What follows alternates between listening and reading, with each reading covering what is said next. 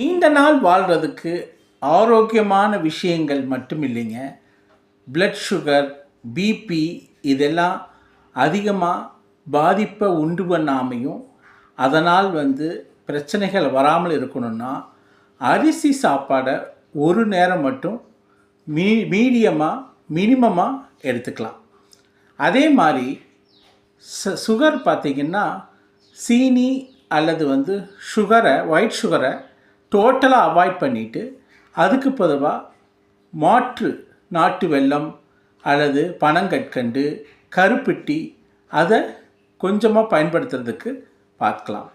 அப்புறம் கோதுமை ரொட்டி அல்லது கோதுமை பார்த்திங்கன்னா கொஞ்சம் குறைச்சிட்டு அதுக்கு பொதுவாக வரகு, சாமை, அப்புறம் ராகி, இந்த மாதிரி மில்லட்ஸ், சோளம்.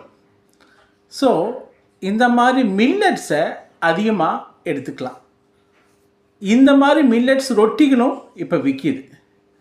ஸோ கோதுமைக்கு பதிலாக எடுத்துக்கிறதுக்கு பதிலாக மில்லட்ஸ், அதாவது சிறு தானியங்கள்னு சொல்லக்கூடிய நம்ம ராகி, சோளம், வரகு, சாமை, அப்புறம் எவ்வளவோ கருப்பு கவுனி அரிசிங்கிற மாதிரி கருப்பு கவுனி மற்ற வகையான அரிசிகள், இதையெல்லாம் கொஞ்சம் அதிகமாக எடுத்துக்கிட்டு கோதுமை ரொட்டியை குறைச்சிக்கலாம்.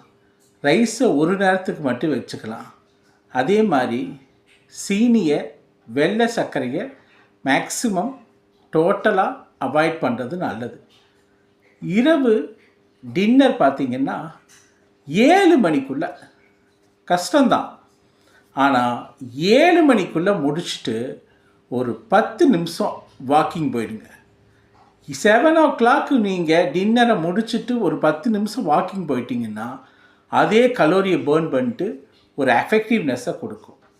இது நீண்ட ஆயுளுக்கும் சுகர், பிபியை கண்ட்ரோலில் வைக்கிறதுக்கும் உதவும். ட்ரை பண்ணி பாருங்கள்.